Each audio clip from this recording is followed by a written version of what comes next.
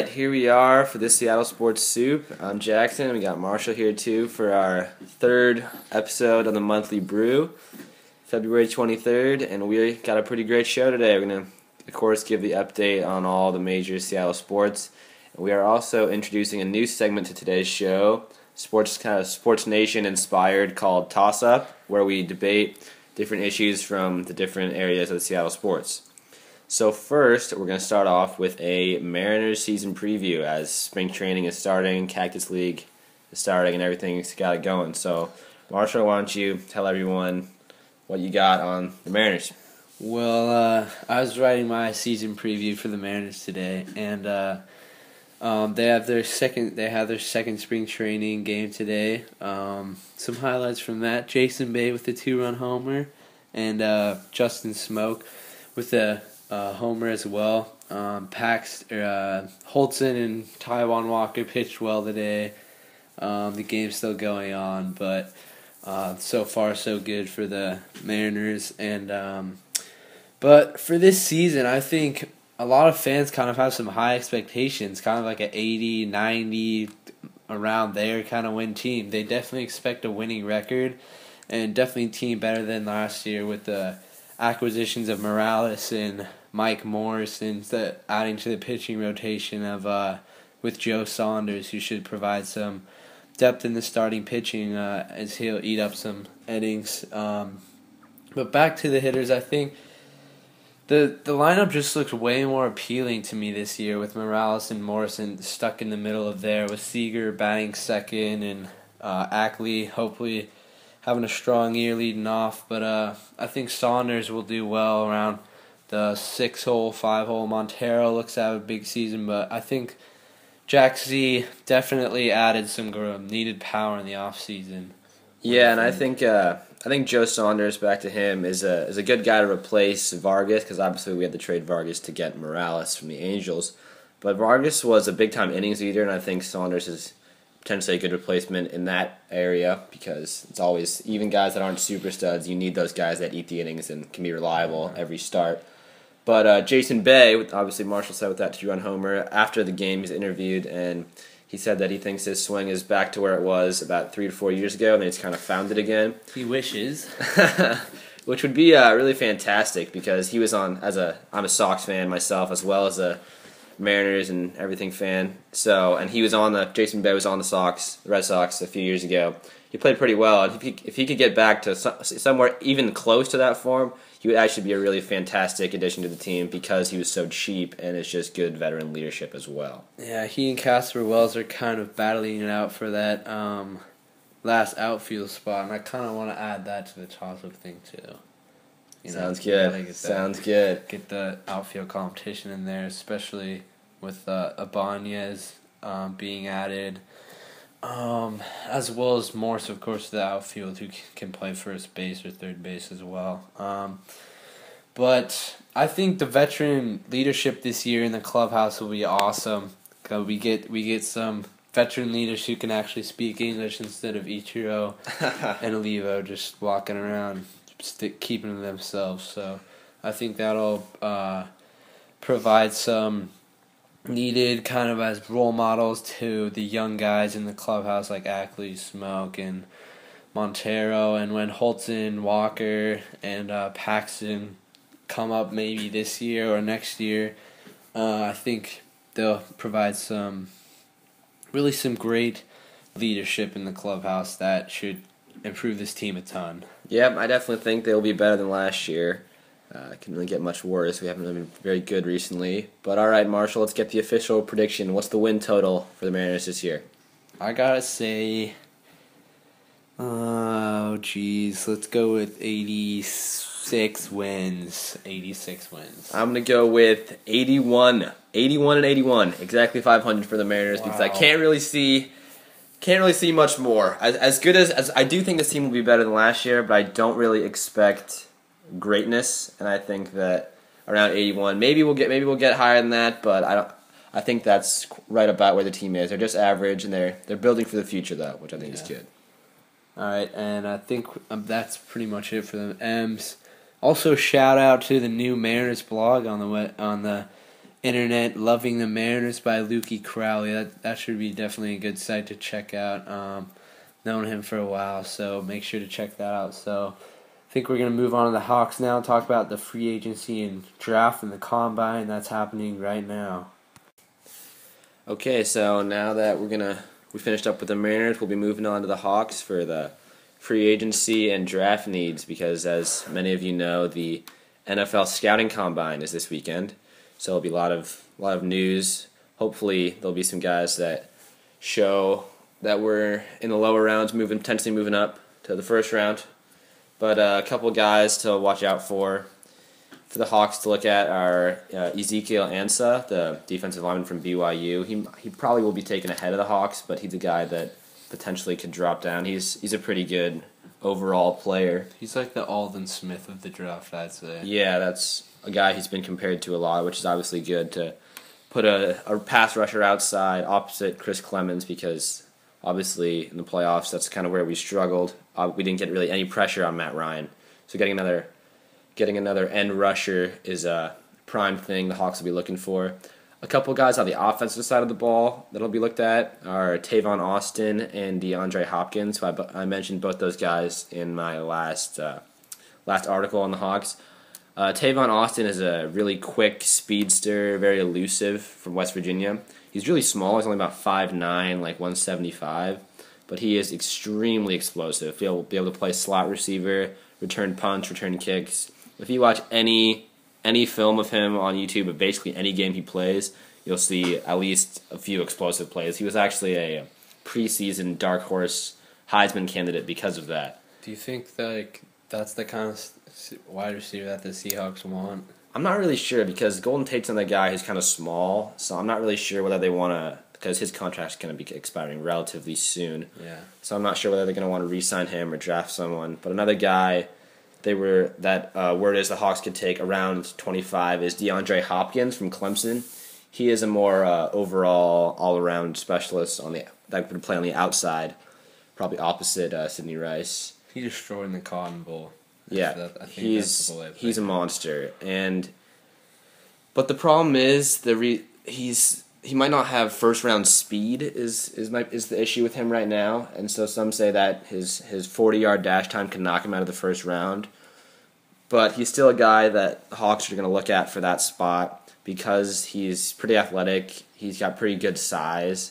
He's actually got bigger hands and is bigger than Cordarrelle Patterson, who is the consensus number 1 receiver in this year's draft. So those are a couple of things to look at when looking at receivers. So Hopkins is a guy that I think that would be a really good addition to the team, and it would just make Russell Wilson that much better. Also, John Schneider was saying that if they're going to get a receiver, whether it's in the draft or free agency, that they're going to want someone who has the similar work ethic to Russell Wilson. They want him to be able to keep up, and I think that's really important because you want someone that's going to be able to have a good connection with Wilson, and that person's going to be someone who works really hard, which is why I don't think the Hawks are going to go after a guy like Mike Wallace in free agency because he's kind of a lazy guy.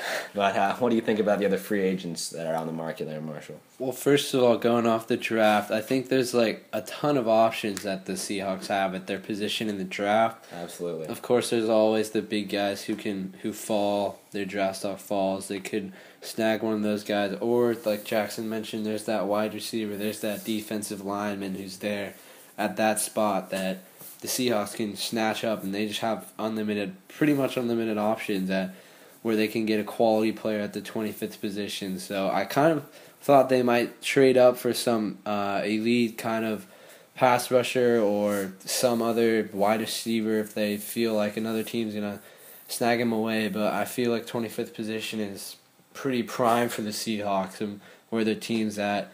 And they could even trade down if they need. But on the free agent front, first off, there's some big names in this year's free agent pool, such as Jackson mentioned, Mike Wallace. There's Henry Melton, defensive tackle from the Chicago Bears. This is his 5th year in the league. Paul Kruger, of course, defensive end, 5th year in the league, coming off a great year with Baltimore. Of course, the legends like Dwight Freeney, OCU, Mignoria, who are kind of past their prime, but are always solid options. And there's talk of OC coming in on that 1-year deal with about around $5 million around there, to see how he does. And I think that, of course, provide a solid option. There's might be some better options in the draft, but on the wide receiver front, I don't know. Would you attack that from the free agency or the draft? Because there's Kevin Ogletree, Mike Wallace. Forgot about Ogletree. Yeah, there's guys like Mike Wallace, Ogletree, Dwayne Bowe, and Greg Jennings are the biggest name guys out there. Jennings wants to get paid. Yeah, like Jennings wants $15 a monster number that I don't think we're going to be willing to pay for. So he seems like he'd probably be out. I'm not really. I've never been a big Mike Wallace fan. He seems like he can only run the deep go, just run down the field and run by guys. I don't know how complete of a receiver he is. He's also kind of gotten some attitude issues. He had a holdout, obviously. So I'm not a big Mike Wallace fan. I've never been a big Dwayne Bowe fan either. He doesn't seem. I mean, he's very talented. He's got athleticism, size, but he doesn't seem like, I don't know. He seems like he's got some attitude issues as well. So I'm not really sure about Dwayne Bowe. So because of that, I'm not really sure if free agency is the best move to get a receiver. I think that you can attack the wide receiver position in the draft. You can always develop those wide receivers when they're young, teach them. But I think there's a ton of great defensive line prospects in the free agent pool, like Henry Melton, Michael Johnson from the Michael Johnson is a monster. He's like 6'6". He's probably the most coveted free agent defensive lineman on the market. Him and Melton are probably the top 2. 270 pounds, and 11.5 sacks this past season. He is just on the rise, but I don't expect the Bengals to let him get away. But he is an unrestricted free agent. He's an unrestricted free agent, yeah. So I mean, that means any team really could go after him, and that would be obviously a fantastic addition to the defensive line for the Hawks. But we'll see who he goes to. Him and Paul Kruger. There's Michael Bennett as well, who was on the Seahawks in the Jim Mora era, but then got cut and found success in Tampa Bay. So all those names are really names to look out for, and make sure to stay current and up to date on the combine and what's happening there, and see which players are increasing their draft stocks and which are not, and make sure to as well keep an eye on what kind of money some of these free agents are asking for. And the Seahawks have a great cap situation. They have some money to spend, so look for the Seahawks to get some solid players in free agency as well as the draft. Yeah, and you should all go on to our blog and vote on our most recent poll that we put up. It's on who do you think the Hawks should go after in the free agent pool. We will talk about results of the poll on the next podcast.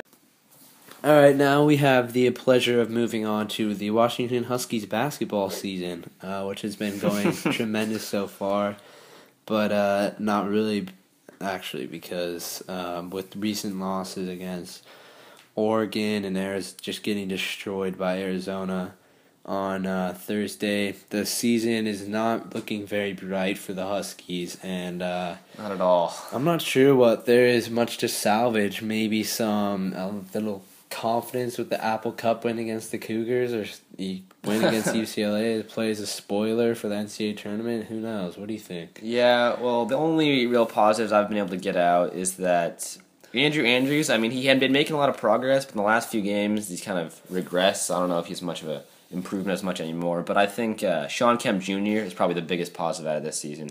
He's really shown some growth on the offensive end, and with his good size, he could really be a force on the inside for the Huskies next year. Yeah, his drop step hook move looks really nice and really consistent. It hasn't been as much the past couple of games, but before then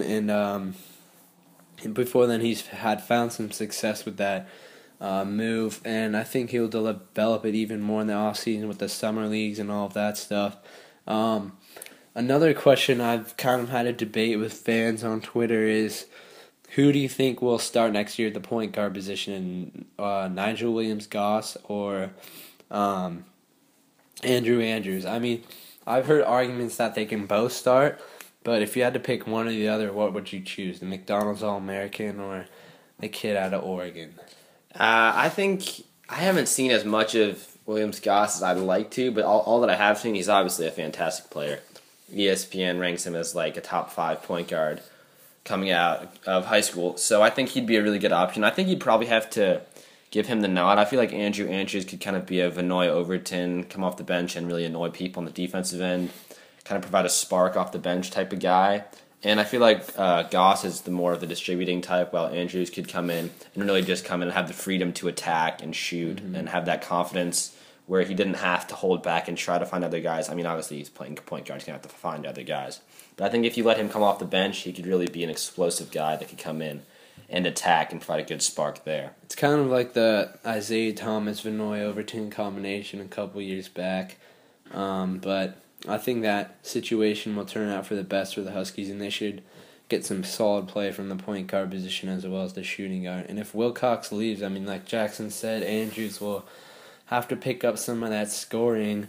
I hope Wilcox doesn't leave, man. He shouldn't leave. Actually, he's not having that great of a season after last season. So I think it would really be in both the Huskies and his best interest to return for next season. I mean, he had a great start to the season. He just has been in kind of a slump this year.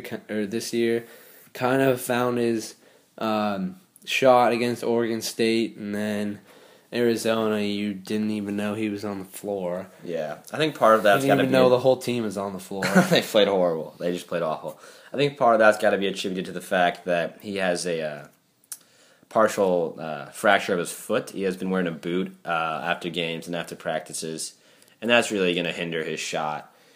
So I think that's another reason why it would be in his best interest as well as ours for him to stay for another year. So I think that... Sure. Yeah, so the Huskies play Arizona State tonight at Arizona State. They've beaten them before. I mean, at home, 96-92 or something like that. Yeah, that was a crazy game. Yeah, Bromar City thought the team found their offense finally, but... And then they just lost it again. So I think Arizona State's been playing pretty well recently. If they could go down and get this win, which at this point I can't say I expect them to do, but if they could at least compete and get a chance to get the win, that would really be a positive step for the team after the way they've been playing recently. Yeah, Chahi Carson is a beast. He is a monster. He is a monster. He just hops. He's 5'9" and can dunk over big men. Yeah, that's the point guard for USC that a lot of people are saying has a chance to win. ASU.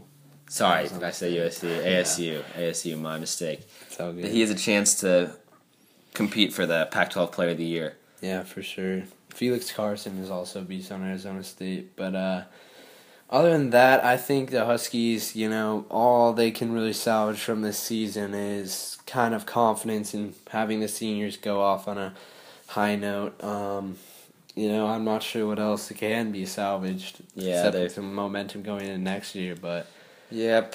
Who knows? At this point, we've clearly lost some confidence in the team, and I think that's to be expected with the way they've been playing. But hopefully they can come out and compete tonight. So I think that's all we've got for the Huskies, and now we're going to move on to our new segment called Toss Up. Okay, so now we're going to start our new segment, Toss Up. It's kind of a Sports Nation-inspired type of deal where we're going to pick a few different scenarios where it could go 50-50, go either way, and debate them out. Our first one is going to be, who do you think is going to have a better season this year for the Mariners, Kendrys Morales or Michael Morse? Marsh?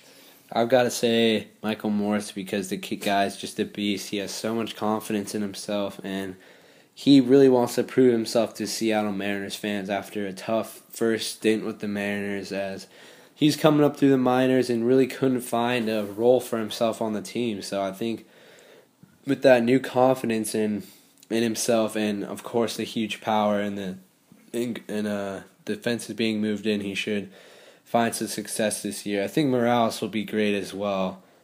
Should provide that great third hole hitter, but I think Mike Moore should just provide a little bit more power from the right side of the plate, and also I think he'll be an underrated left fielder, and I just think this guy has a great work ethic, great attitude, great outlook on life, and so I think Mike Morse will just have a little better season. Yeah, see, I got to disagree with you there, Marshall. I think Morales is a guy who can hit from both sides of the plate. He's really showed some monster power. And last year, I believe it was last year, he was the first guy in, I'm not sure if it was the first guy ever, or first guy in like 60-something years to have a grand slam from both sides of the plate in the same inning. So really, he shows that he's got that monster power from both sides of the plate. Was it last year? It might have been last year. Last year was his year coming off the broken leg. It might have been the year before the broken leg, but he did it sometime. He's really showed just tremendous power, and so I really think that it's got to be Morales for that one. But either way, I do think that both guys should be able to come in and have a big impact and help the Mariners increase those home runs and RBI totals. All right, so I think both those guys will have great seasons. But moving on to the next topic, if you were the general manager, Sean Snyder or Pete Carroll, would you draft a D lineman or a receiver? Jackson. Well, I think that with that first round pick, 25th overall pick for the Hawks, I think you got to go with the defensive lineman. They really showed in the playoffs that they struggled, especially against Atlanta. They couldn't get any pass rush, and Michael Turner, who's about to get cut by the Falcons, just ran through the Hawks' run defense. It was just horrible. So I think that whether you trade up, trade down, or stay in that 25th spot, you got to go with the defensive lineman. Whether it's a pass rusher or an inside guy, I think that's got to be the move. I think your defense is already solid with the Seahawks. You need that big playmaking wide receiver that can help out Russell Wilson even more. Sidney Rice, of course, provides some of that. Golden Tate, Doug Baldwin, whatever. But with an elite, young wide receiver, which you can develop into a great playmaker, kind of like Russell Wilson is now, great playmaker. He can always find and trust on this wide receiver to blanket. I see that argument, but the Hawks have already obviously moved in great lengths to make that defense a lot better, and they have such a great cornerbacking core. And I think with the defense becoming such a the NFL becoming such a passing league, that the best step is to have good cornerbacks and good defensive line. And so now that we have those good cornerbacks, you move towards a good defensive line, and you really become the most dominant defense in the NFL. I think you find the defensive tackle and that later in the draft because it's such a deep draft class for defensive tackles. But there's always the early round wide receivers can always be there for you and provide that playmaking ability. That's true. And I think also free agency plays a factor because you could go get someone at either position really in free agency. But personally, I think you got to go with the defensive lineman to solidify that line and make that defense it would make that defense the most dominant defense in the NFL, just unquestionably if you could get a superstar or a really good rookie on the defensive line. And so our next topic with Husky basketball, the season basically being lost at this point. There's really not much left to salvage. Let's take a look forward to next year. Marshall, who do you think better off for next season, the Husky basketball team or the Husky football team? I gotta say football team because they had an alright season this past year, 7-6. But next year, with looking at their schedule, who's returning, their new guys, I just expect them to be a great team next year. 9 or 10 win season is what most fans expect, and what I expect as well. We got a great recruiting class coming in, of course. It is a great class. I think if Steve Sarkisian has an open competition at QB this offseason, it will only result in the best, whether that be Keith Price winning it out or some other quarterback like Siler Miles winning it out. But either situation, I think, will only result in the best for the team, and the defense should be much improved as well. Didn't lose that many guys. Justin Wilcox still improving that defense, and as he was in his first year coaching the Huskies last year, and the first year coaching teams, you get that team to understand your scheme and what you're kind of trying to accomplish. And the second year is really where it starts to set in and show in the play on the field. And I think that'll be the case with the Huskies defense and the team overall. I do think that the Huskies football team will have a good season next year. And as horrific as the Husky basketball team has looked, it's hard to argue for that side. But I got to go with Husky basketball. I think Nigel Williams-Goss really will provide a big spark for the team next year.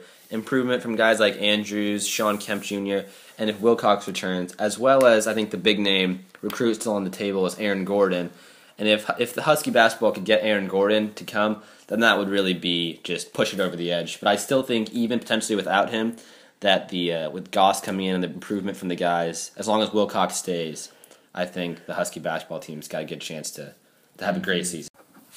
Okay, so for our last piece of our toss-up segment, we are going to go In a completely hypothetical deal, would you rather the Hawks trade Matt Flynn in a package deal for Larry Fitzgerald or Darrelle Revis? I've got to say Darrelle Revis because this guy's just a baller of a cornerback, and I think him and Sherman on the same team would just be unstoppable. Sure, Browner's pretty good, but Sherman and Revis would be the ultimate combo, and I don't think the Hawks would have anyone passing against them for 300 yards or more. I think Fitzgerald, I don't think the Cardinals would ever give him up. But, I mean, of course, he'd be a nice addition, but Revis would just make the pass defense unstoppable. Yeah, if you get Revis, you definitely get the number 1 and 2 cornerbacks, shutdown cornerbacks in the league. But I think if in a completely hypothetical situation, which this is at this point, that I think you got to take Fitzgerald. I mean, he's proven that with a good quarterback, the last good quarterback he had was Kurt Warner, and they went to the Super Bowl that year.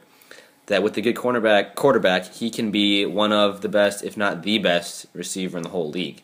So if you pair him with a guy like Russell Wilson, who's very accurate, can throw the ball downfield, he becomes that top-notch player again. And I think that combination would be as deadly as any quarterback-receiver combination in the league. And I think if you, obviously this probably won't happen, but if you have the chance to get a guy like Larry Fitzgerald, I think you have to make that move.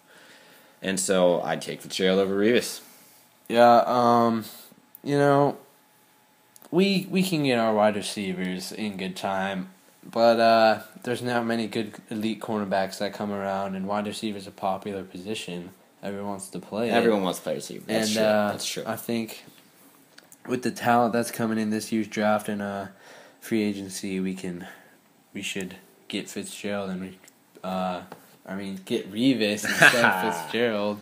But yeah, so we'll look to see if any of this will actually happen. That'd be an unbelievable event, but of course I don't think it will. So yeah, so obviously stay tuned for whether the Hawks make a move to get a receiver in the draft and whether they trade Matt Flynn. I think that's probably a good possibility of that happening. That was our first time we ever done this toss-up segment. Expected in every podcast this so far, or coming up. All right, so for one of the last parts of our show today, we're going to give a quick update on the Kings to becoming the Sonics deal. There was a court ruling yesterday that basically, it's a little bit confusing, all the details of it, but it's just basically the next step forward in building the new arena for a NBA team or an NHL team in the area. It's just another win for the city to moving the Kings to the area. The way I heard one reporter say it basically just forces Kevin Johnson to throw a Hail Mary now. It's his only real shot to keep the Kings there now that we have basically the next step forward in building the new arena. But the other big news with the Kings, who are hopefully going to become the Sonics, is that before the trade deadline, they traded their number 5 overall pick out of Kansas, Thomas Robinson, to the Rockets for Patrick Patterson, Tony Douglas, Cole Aldrich, and a future second-round pick. For those of you who don't know, Patrick Patterson was out of Kentucky a few years ago. He's reunited with his college teammate DeMarcus Cousins. He's kind of a stretch forward. He can't hit the 3 really, but he's got that deep 2. He's not a bad player. His rebounding is a little bit limited, but offensively he's not bad. That's probably the best player you got in the deal, though. Yeah, he's definitely the headlining of the deal. That's pretty sad. Besides Tony Douglas. Oh God, Marshall just promoting those former Knicks players. But basically, what I got out of that deal was that the Kings just got screwed. They basically did this because the Maloofs are broke, and it saved them about $2 million. I think I heard 4. I heard like 4 and 1 and 2. It just around there. They saved them some money.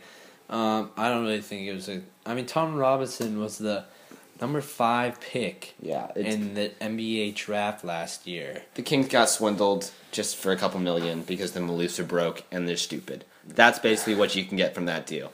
So basically, we need to get the Kings to Seattle as fast as possible to stop those idiot owners from making any more dumb deals like this. Get Larry Bird. Larry. Phil Jackson. Shoot, I have a blank there. Phil Jackson. Him and Larry Bird, as we mentioned before, are a couple names that could potentially be the face of the new Sonics if they come over. front office. So those would be a couple fantastic guys to put at the head. Yeah, and I think this offseason, if the Kings do move up here, some ownership will, have a good draft, look at the free agents. The free agent pool is going to be great this offseason. Yeah. Super good. Absolutely. So that's good to hear, and we should have a little bit of money, some money to spend on these free agents. But I think that's pretty much it for the Sonics. I mean, you just got to keep up on Twitter on news about the Sonics. Chris Daniels always has some great news. King 5 reporter. All those Sonics Twitter accounts usually have some great info, like Seattle arena plan. That Twitter's pretty Absolutely. good. But I think we're going to move on to our kind of shout-out section of the show and give some shout-outs to Yeah, I think this is going to become our last portion of every show. We're going to give a quick shout-out to one or two people we thought did something really cool recently. So, Marshall, you want to go first? I've got to go with Carmelo Anthony getting his jersey retired today at the halftime of the Georgetown-Syracuse game. I mean, that guy's just a baller. Has produced on every level of basketball, college, winning an NCAA championship. NBA looking to win an NBA championship this year. That's not happening. Marshall's a sucker for those Knicks. In high school, of course, he was a baller there. So that's my shout-out this week. Yep, Marshall's a sucker for those Knicks, but absolutely congratulations to Melo. I actually got two this week. You can kind of get a cheat a little bit. My first one is going to be my boy Jeff Green of the Celtics, starting in place of Kevin Garnett last night, putting up a monster line, 31 points, and he also had 5 blocks. So really fantastic game for Jeff Green. And also, the biggest shout-out of the weekend is obviously to the YouTube sensation high school cheerleader who did a front flip, grabbed the ball, and threw it in and made a basket from half court. That's one of the greatest half court shots I've ever seen. And if you haven't seen it, just check it out. You can look it up on YouTube. It'll show up. High school basketball, high school cheerleader half court shot. It's crazy. Yeah. Look it up. Apparently, she had been trying it every home game at halftime. Ashley Arnaud is her name. So make sure to look that up. It's an awesome shot. And she's crazy. That's awesome. And that's pretty much our show for the day. So thanks for listening. Make sure to go like us on Facebook, follow us on Twitter, and just stay posted, guys. Have a good one.